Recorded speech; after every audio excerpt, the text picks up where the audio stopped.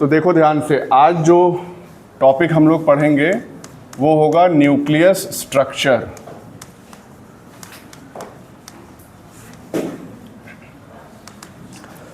सबसे पहले न्यूक्लियस के बारे में कुछ बेसिक बातें जो हम आपसे जानना चाहेंगे। न्यूक्लियस किस टाइप के सेल में पाया जाता है? क्या प्रोकैरियोटिक सेल में पाया जाता है न्यूक्लियस? नहीं, यूकैरियन, इसका मतलब ये होता है ट्रू न्यूक्लियस। तो ऐसी सेल्स जिसमें न्यूक्लियस पाया जाता है वो यूकैरियोटिक सेल्स होती हैं। न्यूक्लियस जब भी पाया जाएगा it will act as controlling centre of the cell. Controlling centre, इसका मतलब ये हो गया कि सेल की जितनी भी एक्टिविटीज परफॉर्म हो रही हैं, और सेल की एक्टिविटी से मतलब ये है कि सेल क्या है? Cell is a unit of life. जिंदा रहने के लिए जो एक्टिविटी हम एज एन इंडिविजुअल परफॉर्म कर रहे हैं वो इसीलिए परफॉर्म कर पा रहे हैं क्योंकि हमारी सेल्स वही सारी एक्टिविटीज़ सेल्यूलर लेवल पे परफॉर्म कर रही है। अगर आप सांस ले रहे हैं तो इसका मतलब सेल्स भी रेस्पायर करती हैं। सेल्यूलर रेस्पिरेशन पूरा एक चैप्टर है। अगर आप फूड को डाइजेस्ट कर रहे हैं तो इसका मतलब कि सेल के अंदर भी डाइजेशन या break down of complex molecules चल रहा है। अगर आप एक्सक्रीट कर रहे हैं तो सेल भी मेटाबॉलिक वेस्ट को अपने से बाहर निकाल रही है। तो कंट्रोलिंग सेंटर उस पर्टिकुलर सेल का क्या है? न्यूक्लियस है। हमारी बॉडी का कंट्रोलिंग सेंटर क्या है? What is the controlling centre of our brain? Yes. तो इसीलिए न्यूक्लियस को कभी कभी ब्रेन ऑफ सेल भी कह दिया जाता है। इतनी बात समझ में आ गई? तो जितनी एक्टिविटीज सेल परफॉर्म करेगी all will be regulated and controlled by it's nucleus. एक बात हो गई। दूसरा जो इंपॉर्टेंट पॉइंट है न्यूक्लियस के बारे में वो ये है कि it contains most of the genetic material. Genetic material आप जान रहे हैं क्या होता है? जेनेटिक मटेरियल की तरह कौन सा मॉलिक्यूल एक्ट करता है? डीएनए। तो इसका मतलब कि मेजॉरिटी ऑफ डीएनए। अब हमने ये मोस्ट ऑफ या मेजॉरिटी ऑफ डीएनए क्यों कहा? क्यों ऑल ऑफ द डीएनए नहीं कह दिया? ऐसा इसलिए कि ऑल डीएनए हम तभी कहते जब सारा डीएनए कंटेंट न्यूक्लियस के अंदर होता, लेकिन ऐसा नहीं होता है। कुछ अमाउंट जो डीएनए का होता है वो सेल के न्यूक्लियस के बाहर यानी कि ऑर्गेनेल्स में होता है। जैसे किसमें? माइटोकॉन्ड्रिया, या अगर वो प्लांट सेल है तो माइटोकॉन्ड्रिया एंड क्लोरोप्लास्ट। तो इसीलिए हम मोस्ट ऑफ जेनेटिक मटेरियल कह रहे हैं, ऑल जेनेटिक मटेरियल नहीं कह रहे हैं। तो ये हो गया सेकेंड इंपॉर्टेंट पॉइंट। तीसरा जो इंपॉर्टेंट पॉइंट है वो ये है कि न्यूक्लियस की संख्या वैरी कर सकती है टाइप ऑफ सेल से। जैसे कि किसी सेल में अगर सिंगल न्यूक्लियस है तो वो कैसी कहलाएगी? Uninucleate. एक ही न्यूक्लियस है सेल में, और ऐसी बहुत सारी सेल्स हैं हमारी बॉडी में, जैसे कि एपिथेलियल सेल्स हो गई, इसके अलावा WBCs हो गई। फिर आती है multinucleate cells. Multinucleate cells के भी कई एग्जाम्पल्स हैं हमारी बॉडी में, जैसे कि स्केलेटल मसल सेल्स।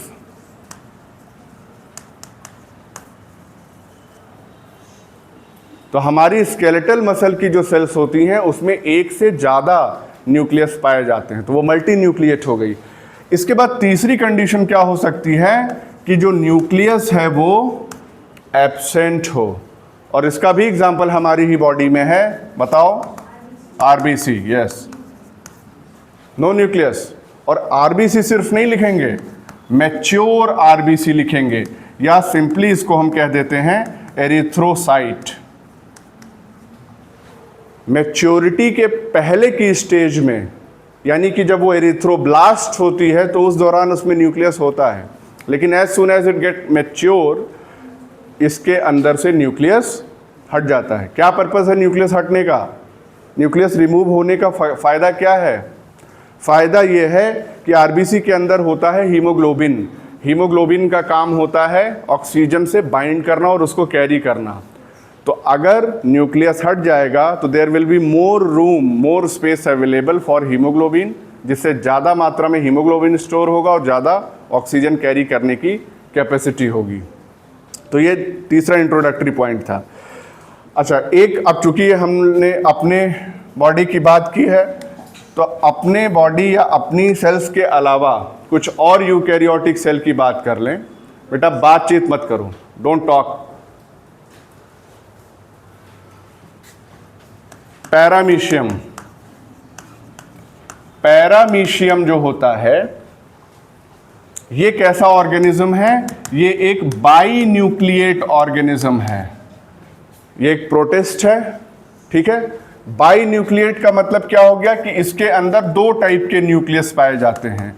एक होता है मैक्रोन्यूक्लियस और दूसरा होता है माइक्रोन्यूक्लियस। अभी पैरामीशियम आपने बनाया होगा इस तरीके से, है ना। तो इसमें एक ये जो बड़े साइज का हो गया, it will be macro. Macro term जहां भी लिखा हो इसका मतलब लार्ज, बड़ा। फिर यहीं पे एक छोटा न्यूक्लियस होगा, this will B micro. Micro का मतलब स्मॉल। मैक्रो न्यूक्लियस और माइक्रो न्यूक्लियस दो टाइप के न्यूक्लियस होने का क्या फायदा है? मैक्रो न्यूक्लियस जो होता है इट रेगुलेट्स वेजिटेटिव फंक्शंस। अब वेजिटेटिव फंक्शंस का मतलब क्या हो गया? ऐसे सभी काम जो जिंदा रहने के लिए जरूरी हैं, हाउस कीपिंग जॉब्स जिसको हम कहते हैं, जैसे कि फीडिंग, भोजन करना, ऑस्मो रेगुलेशन मतलब कि वाटर और सॉल्ट का बैलेंस सेल के अंदर बनाए रखना। अगर वाटर कम हो जाएगा तो भी दिक्कत है, वाटर ज़्यादा हो जाएगा तो भी दिक्कत है। और वाटर हमेशा सॉल्ट को फॉलो करता है, जहाँ नमक ज़्यादा होगा वो अपने आप पानी को खींचेगा, तो सॉल्ट ज़्यादा होगा तो वाटर ज़्यादा होने की संभावना है। तो वाटर और सॉल्ट दोनों के बैलेंस को मेंटेन रखना it is called as osmoregulation. तो फीडिंग हो गया, ऑस्मो रेगुलेशन हो गया, एक्सक्रीशन हो गया, ये सारी एक्टिविटीज़ जो हैं कौन रेगुलेट कर रहा है? मैक्रोन्यूक्लियस, लार्ज वाला, क्योंकि ये क्या है? सारे वेजिटेटिव फंक्शंस।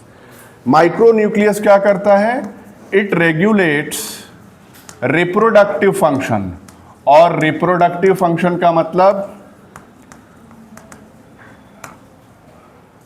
कि माइक्रोन्यूक्लियस की वजह से ही जो रिप्रोडक्शन की प्रोसेस है वो अचीव की जाती है। तो आपको डिफरेंस समझ में आ गया? दो टाइप के न्यूक्लियस, तो बाई न्यूक्लिएट एग्जाम्पल आपके पास है पैरामीशियम।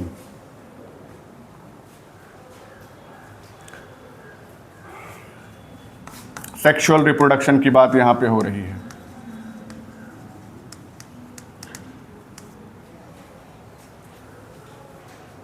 ज़्यादा टाइम हम आपको नहीं दे पाएंगे, जैसे हम लिख रहे हैं उतने में ही आपको लिखना है, otherwise syllabus will not be completed in time. Next, अब देखिए इसमें स्टोर रहेगा, जब क्लास ख़त्म हो जाएगी तो आप स्क्रॉल करके देख लीजिएगा, स्क्रीनशॉट लेना है, फ़ोटो खींचना है, खींच लीजिएगा। अब यहाँ पे ध्यान दो, न्यूक्लियस के साइज़ की अगर हम बात करें, साइज़ ऑफ न्यूक्लियस, तो साइज़ किसी पर्टिकुलर सेल के अंदर बड़ा भी हो सकता है और छोटा भी हो सकता है।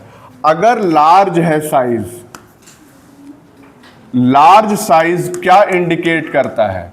ये इंडिकेट करता है कि cell is more actively synthesising protein.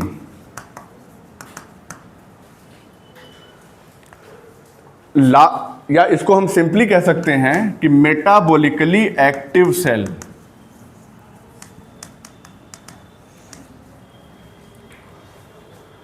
कहीं भी अगर न्यूक्लियस का साइज सेल के ओवरऑल साइज के कंपैरिजन में ज़्यादा है या बड़ा न्यूक्लियस है सेल के अंदर, तो ये यही इंडिकेट करता है कि जो सेल है वो मेटाबॉलिकली ज़्यादा एक्टिव है, मतलब कि उसको लगातार प्रोटीन की रिक्वायरमेंट है, जिसकी वजह से जीन्स एक्सप्रेस कर रही हैं और प्रोटीन बन रहा है। वहीं पे जैसे इसका एग्जांपल अगर हम लेना चाहें इस टाइप की सेल का, फॉर एग्जांपल oocyte, या जिसको आप ओवम के नाम से जानते हैं, oocyte या ओवम। अब oocyte बड़ी सेल होती है, लेकिन बड़ी सेल होने के साथ साथ उसको continuously and specially after fertilisation, जब वो जाइगोट बन जाती है तो लगातार प्रोटीन की सिंथेसिस करनी पड़ती है, डिवाइड भी करना पड़ता है, क्योंकि जाइगोट जो है वो क्लीवेज में जाता है, इसके बाद फर्दर डेवलपमेंट होता है। तो oocyte is an example of cell having larger nucleus. Small अगर है न्यूक्लियस का साइज तो इसका मतलब कि सेल रिलेटिवली कम एक्टिव होगी। और इसका एग्जांपल है हमारे पास स्मूथ मसल सेल। मसल्स कितने टाइप की होती हैं? हाँ बोलो, कौन कौन सा टाइप है मसल का? यस, तो इसमें जो स्केलेटल मसल है उसका एग्जांपल हमने मल्टी न्यूक्लिएट में लिया था। स्मूथ मसल जो है, इसके पास जो न्यूक्लियस है उसका साइज छोटा होता है as compare to cell size. जब भी हम कंपेयर करेंगे तो सेल की तुलना में कंपेयर करेंगे, तो सेल बहुत बड़ी है, उसके कंपैरिजन में जो न्यूक्लियस है उसका साइज छोटा है। स्मूथ मसल्स जहाँ भी होती हैं वो बहुत विगरसली कॉन्ट्रैक्ट नहीं करती हैं, they contract in slow fashion. Smooth muscle कहाँ पाई जाती है बॉडी में, बताओ? यस, यूटेरस, या जितने भी ऑर्गन्स हैं हमारे विसरा में, विसरल ऑर्गन्स, जैसे जीआईटी पूरा हो गया, gastrointestinal tract, right from the oesophagus to rectum, तो ये सारे स्मूथ मसल्स के बने होते हैं। तो इसमें कॉन्ट्रैक्शन बहुत तेज़ी से नहीं होता है, और जब होता है तो फिर एबनॉर्मल फिजियोलॉजी या जिसको पैथोलॉजी कहते हैं। रिवर्स पेरिस्टाल्सिस जब होती है तो क्या होता है? वॉमिटिंग होने लगती है, तब कॉन्ट्रैक्शन तेज होते हैं, लेकिन हमेशा नहीं। ऐसा नहीं कि आपने खाना खाया और 2 मिनट में पेट से वो आंत में पहुंच गया, नहीं, it will stay there for 3 to 4 hours, क्योंकि धीरे धीरे कॉन्ट्रैक्शन हो रहा है। तो ये डिफरेंस हो गया based on size of the nucleus. अब अगर हम शेप की बात करें, ये तो हमने साइज की बात की, अगर शेप की बात करें तो शेप में इन जनरल कैसा होता है? ओवल शेप होता है या पॉलीगोनल शेप भी हो सकता है। ओवल शेप के लिए आप एग्जांपल ले सकते हैं स्क्वैमस एपिथेलियल सेल्स, या WBC का एग्जांपल फिर से ले सकते हैं, हालांकि सारी टाइप की WBC नहीं। पॉलीगोनल शेप जो होता है वो होता है न्यूट्रोफिल्स का, मल्टी लोब्ड न्यूक्लियस, है ना, इसको हम ये भी लिख दे रहे हैं टर्म यहाँ पे, मल्टी लोब्ड न्यूक्लियस। और इसीलिए न्यूट्रोफिल का एक और नाम है, क्या नाम है? It is known as PMNL, यानी कि पॉलीमॉर्फो न्यूक्लियर ल्यूकोसाइट। न्यूट्रोफिल जो है वो ल्यूकोसाइट होती है, ये तो मालूम है ना। What is a leucocyte? What is an erythrocyte? RBC। So what is a leucocyte? WBC। तो WBC का टर्म है ल्यूकोसाइट। तो ये किस टाइप की ल्यूकोसाइट है? Polymorphonuclear. पॉली मतलब मेनी, बहुत सारे, मॉर्फो मतलब मॉर्फोलॉजी, न्यूक्लियर मतलब न्यूक्लियस, यानी न्यूक्लियस की कई मॉर्फोलॉजी है, या सिंपली उसको हम कहें कि मल्टी लोब न्यूक्लियस है, लाइक दिस। इस तरीके का न्यूक्लियस कुछ अपीयर होता है, जबकि जनरली हम न्यूक्लियस ऐसे गोल गोल बना देते हैं जैसे ओवल, लेकिन यहाँ पे ऐसा नहीं है। इसी तरीके से मल्टी लोब न्यूक्लियस एक और जगह पाया जाता है। दूसरा example, cells of epididymis. Cells of epididymis, अब ये कहाँ है? Epididymis is a duct present in male reproductive system. तो टेस्टिस से जो डक्ट निकल रही है वो एपिडिडाइमिस में कॉइल होती है और उसके बाद वो यूरेथ्रा तक आती है। तो वहाँ पे भी जो सेल्स पाई जाती हैं, इनके अंदर जो न्यूक्लियस होता है वो कैसा होता है? मल्टी लोब्ड या मेनी लोब्ड न्यूक्लियस। ठीक है, नेक्स्ट पॉइंट, नेक्स्ट बात, न्यूक्लियस के स्ट्रक्चर की अब हम बात करेंगे। अभी तो हम न्यूक्लियस को इंट्रोड्यूस कर रहे थे, शेप क्या हो सकता है, साइज क्या हो सकता है, एक्टिविटी कैसी रहेगी। अब न्यूक्लियस के स्ट्रक्चर की बात करेंगे, और कब, at G0 phase of cell cycle. Cell cycle की डिफरेंट फेजेस मालूम है आपको? किसी को मालूम हो तो बताओ। G1S, G2M, और G0 फेज कौन सी होती है? ये रेस्टिंग फेज होती है, जब सेल साइकिल से बाहर आ जाए सेल, ठीक है ना, यानी कि अब डिवाइड नहीं कर रही है। तो उस दौरान उसके न्यूक्लियस का स्ट्रक्चर कैसा होगा, क्योंकि अगर वो डिवाइड या सेल साइकिल में होगी तो उसके न्यूक्लियस का कंटेंट, उसके न्यूक्लियस का स्ट्रक्चर भी लगातार थोड़ा बहुत चेंज हो रहा होगा, शिफ्ट हो रहा होगा। लेकिन एक बार वो रेस्टिंग स्टेज में चली गई तो उसके न्यूक्लियस का स्ट्रक्चर कांस्टेंट बना रहेगा। तो उसी समय that is the best time to study the structure of nucleus. अब न्यूक्लियस का जो स्ट्रक्चर है, इसमें कुछ कंपोनेंट्स होते हैं तो वो कौन कौन से कंपोनेंट्स हैं जिसको हमको डिस्कस करना है, लेट्स सी। सबसे पहला जो कंपोनेंट है उसको हम कहते हैं न्यूक्लियर एनवेलप। Nuclear envelope. जो सेकंड कंपोनेंट है वो है न्यूक्लियोलस। जो थर्ड कंपोनेंट है वो है न्यूक्लियर मैट्रिक्स।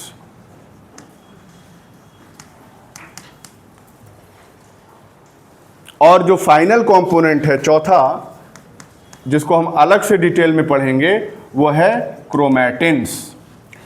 तो इतना सारा कंटेंट न्यूक्लियस के अंदर प्रेजेंट होता है। अब एक एक को हम इंडिविजुअली डिस्कस कर लेंगे। तो nuclear envelope, nucleolus, nuclear matrix and then chromatin. अब इसको समझने से पहले हम न्यूक्लियस का एक ओवरव्यू डायग्राम बनाएंगे ताकि आपको आइडिया लग जाए कि ये सारी चीज़ें कैसे अरेंज रहती हैं न्यूक्लियस के अंदर। तो लेट्स ड्रॉ इट हियर।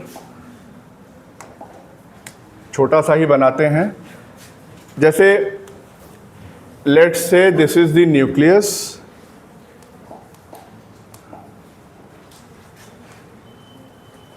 पूरा ही गायब हो जाएगा, छोड़ो।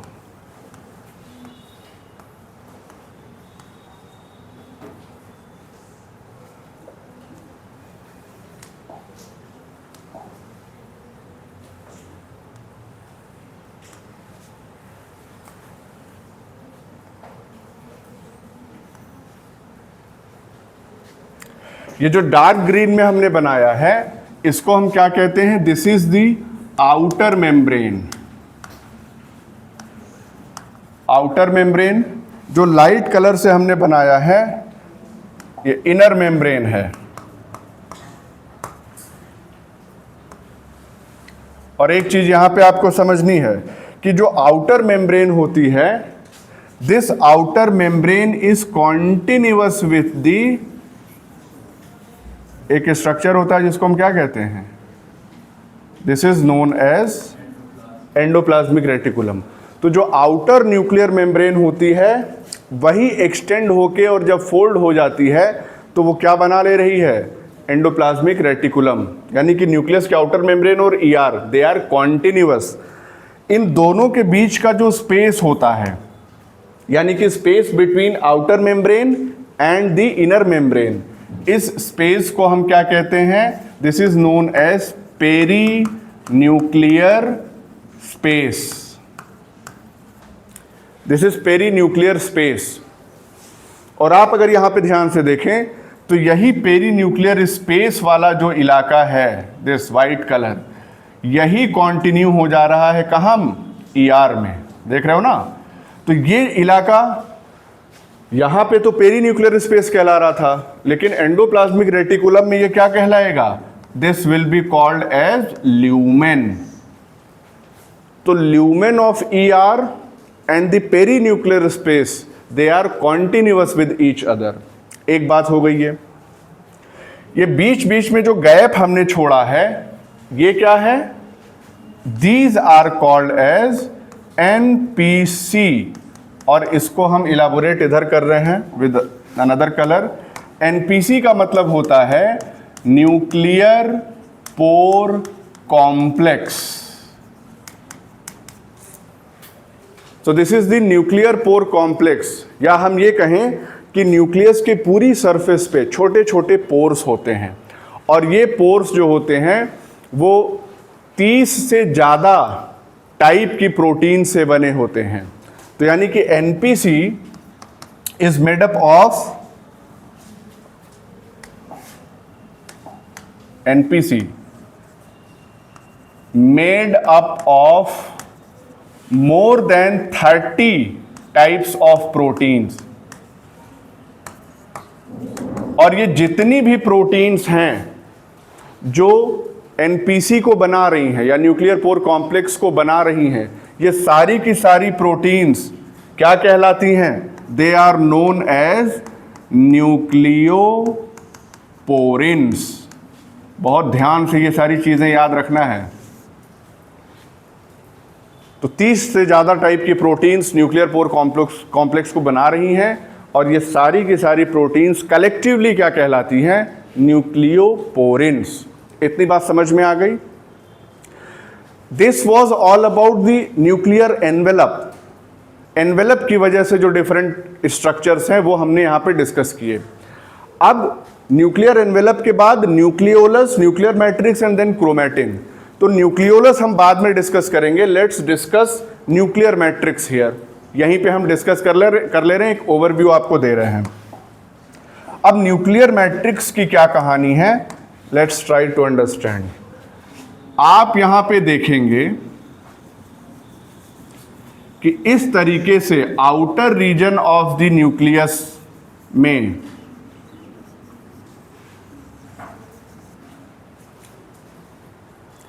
अच्छा, एक चीज उससे पहले ये समझ लीजिए, हमने आपको यहां पे बिल्कुल क्लियरली बना के दिखा दिया है कि न्यूक्लियस के आउटर मेम्ब्रेन और ईआर ये दोनों के दोनों सेम कॉम्पोजिशन के होते हैं। इसका मतलब ये हो गया कि इन दोनों पे क्या पाया जाएगा?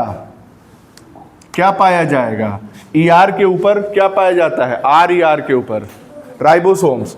तो जो राइबोसोम्स आर ई आर के ऊपर पाए जा रहे हैं वही इस न्यूक्लियस की आउटर मेम्ब्रेन पे भी मिलेंगे, और इन राइबोसोम्स का काम होता है प्रोटीन सिंथेसिस कराना। ये बात समझ में आ गई? लेकिन जो न्यूक्लियस की इनर मेम्ब्रेन है, दिस वन, ये इनर मेम्ब्रेन इट कंटेन्स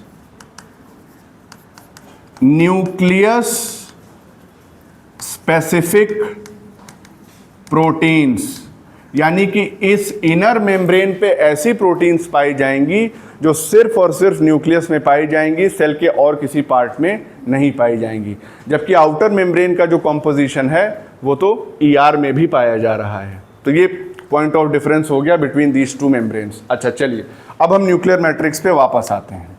हमने ये जो स्ट्रक्चर बनाया, ये स्ट्रक्चर होता है, इसको क्या कहते हैं? This is known as nuclear lamina. Red colour नजर आ रहा है पीछे वालों, दिख रहा है? This is called as nuclear lamina.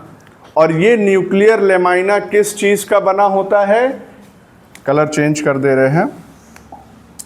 This nuclear lamina is made up of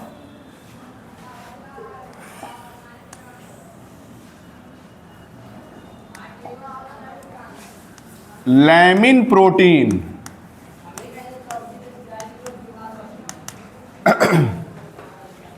lamin protein का बना होता है ये न्यूक्लियर लेमाइना, जो रेड कलर से हम आपको दिखा रहे हैं। अब ये लैमिन प्रोटीन क्या चीज है?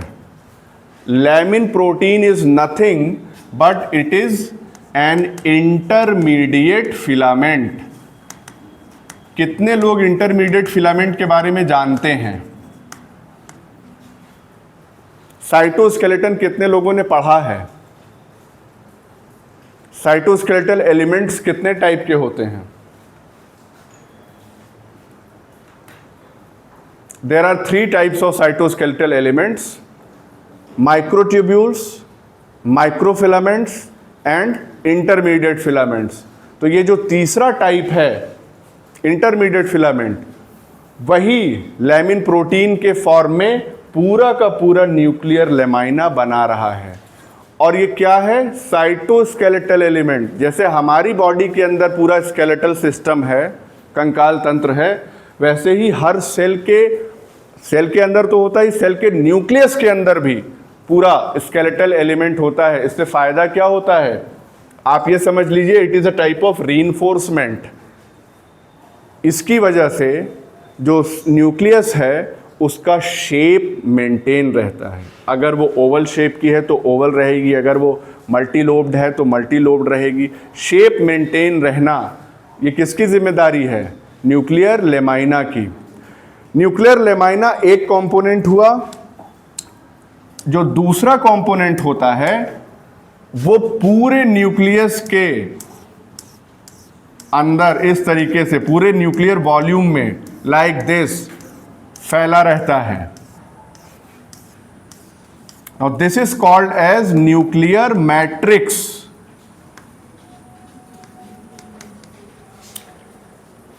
फिर से हम वही बात कह रहे हैं, रीइंफोर्समेंट मतलब जानते हो? कभी छत ढलते हुए देखा है? तो छत ढालने से पहले उसमें सरिया बिछाया जाता है और उन सरिया को आपस में बांधा जाता है। That is called as reinforcement. क्यों? क्योंकि अगर बिना सरिया डाले और ऐसे गिट्टी और सीमेंट का मिक्सचर जो है वो डाल दोगे, तो जैसे ही सपोर्ट हटाओगे सब नीचे गिर जाएगा, कुछ नहीं बचेगा। लोहा, उसके अंदर इलास्टिक प्रॉपर्टी होती है, तो वो क्या करता है? वो लोड बियर करने की पॉसिबिलिटी, जो कैपेबिलिटी है, वो प्रोवाइड करता है। इसी तरीके से ये जो न्यूक्लियस है, इसमें न्यूक्लियर मैट्रिक्स क्या कर रहा है? उसी छड़ का काम कर रहा है। ठीक है? अब वो छड़ क्या कर रही है? पूरे न्यूक्लियस का जो वॉल्यूम है, भाई अगर गोल चीज़ है तो वो अपने अंदर ही कोलैप्स ना हो जाए, इसके लिए कुछ सपोर्ट सिस्टम तो चाहिए ना। तो वो सपोर्ट सिस्टम प्रोवाइड कराना जिम्मेदारी न्यूक्लियर मैट्रिक्स की है। इसके अलावा और भी बहुत इंपॉर्टेंट काम होते हैं न्यूक्लियर लेमाइना और न्यूक्लियर मैट्रिक्स के। वो क्या होता है? पढ़ा होगा आपने, क्रोमेटिन जानते हो क्या होता है? What is a chromatin? Decondensed या डीएनए जब एकदम ओपन थ्रेड के फॉर्म में होता है तो उसी को हम कहते हैं क्रोमेटिन। अब जब सेल साइकिल लेट प्रोफेज में पहुंचेगी तो उस दौरान जो क्रोमेटिन है उसका कंडेंसेशन हो जाएगा, यानी कि that chromatin will be converted into chromosome. कितने पेयर क्रोमोसोम्स के हैं हमारे सेल में? 23 पेयर्स। कैसे डिसाइड होगा कि जो 2300 पेयर हैं वो एक दूसरे से अलग अलग रहें? क्योंकि जब डिवीजन होना है, जब एनाफेज में जब क्रोमेटिड सेपरेट होंगे तो अलग अलग क्रोमोसोम सेपरेट होंगे। तो ये जो क्रोमेटिन की आइडेंटिटी है, इसको मेंटेन रखने की जिम्मेदारी भी न्यूक्लियर लेमाइना और न्यूक्लियर मैट्रिक्स की होती है। क्योंकि ये जाल सिर्फ सपोर्ट के लिए नहीं है, ये न्यूक्लियर मैट्रिक्स को एक स्पेसिफिक ओरिएंटेशन में सेल के अंदर लोकेट किए रहता है, ताकि ये जो धागा है न्यूक्लियर मैट्रिक्स के अंदर, ये क्रोमेटिन जो हम वाइट कलर में बता रहे हैं आपको, ये उलझे नहीं। कभी पतंग उड़ाए हो? पतंग उड़ाए होगे तो एक बहुत बड़ी समस्या कि चरखी से जब धागा निकालते हो उलझ जाता है। बैठ के घंटों सुलझाओ, नहीं सुलझता, तोड़ के फिर गठियाते हो, फिर लपेटते हो चरखी में। अगर यही काम यहाँ हो जाए, सेल ख़त्म हो जाएगी, सेल के सर्वाइवल पे सवाल उठ जाएगा। तो वो धागा उलझने नहीं देना है। तो उलझने नहीं देना है तो ये जो ग्रिड टाइप का सिस्टम बना हुआ है, इस ग्रिड में प्रॉपर डिस्ट्रीब्यूशन उस क्रोमेटिन का होगा। जब ज़रूरत होगी तो वो क्रोमेटिन कंडेंस होगा, यानी धागा चरखी पे वापस लपेट लिया जाएगा। जब फिर से ज़रूरत होगी तो धागा चरखी से निकाल लिया जाएगा, या क्रोमोसोम फिर से डीकंडेंस होके क्रोमेटिन बना लेगा। आई बात समझ में कि न्यूक्लियर मैट्रिक्स का क्या इंपॉर्टेंट रोल है? आया समझ में? कोई कन्फ्यूजन, कोई डाउट हो तो बताओ। नहीं? गुड।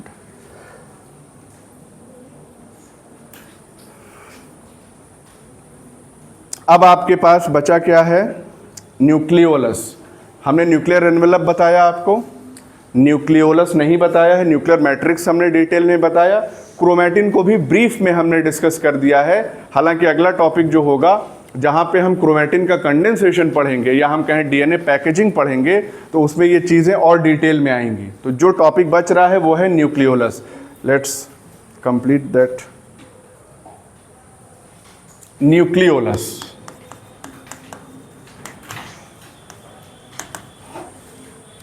अब देखो न्यूक्लियोलस जो है वो क्या होता है, कहाँ पाया जाता है बताओ? ये न्यूक्लियस है, इसी न्यूक्लियस के अंदर ऐसे हम लोग न्यूक्लियोलस दिखा देते हैं, है ना, छोटा सा न्यूक्लियोलस है। एक्चुअली में जो न्यूक्लियोलस होता है, अच्छा साइंटिस्ट का भी नाम लिख लो, बाय एफ फोंटाना, इन्होंने ही न्यूक्लियोलस की डिस्कवरी की थी, फोंटाना। न्यूक्लियोलस एक्चुअली में होता क्या है, इस चीज़ को समझने की कोशिश करिए। Nucleolus is formed by NOR, यानी कि nucleolar organising region of chromosomes.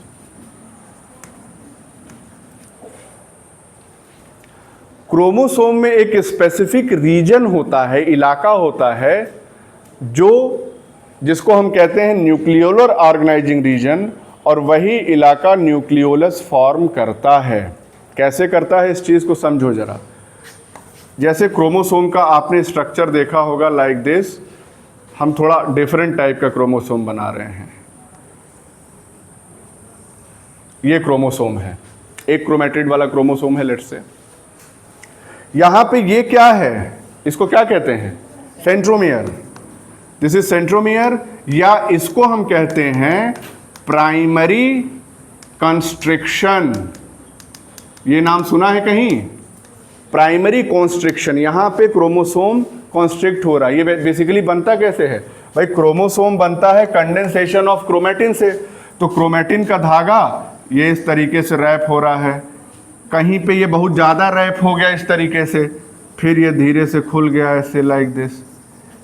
तो यही इलाका जहाँ पे रैपिंग बहुत ज़्यादा हो गई है वो क्या कहला रहा है? सेंट्रोमियर या प्राइमरी कॉन्स्ट्रिक्शन।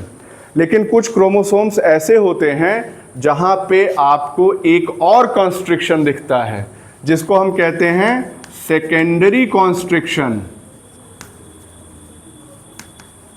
Secondary constriction. और यही सेकेंडरी कॉन्स्ट्रिक्शन वाला जो इलाका है, this is known as NOR, nucleolar organising region. क्यों इसको कह रहे हैं? क्योंकि देखो न्यूक्लियोलस का मेन काम क्या होता है बताओ, कोई जानते हो तो? नहीं मालूम। न्यूक्लियोलस का मेन पर्पस होता है सेल के अंदर सिंथेसिस ऑफ rRNA, यानी कि ribosomal RNA, and assembly of ribosomes.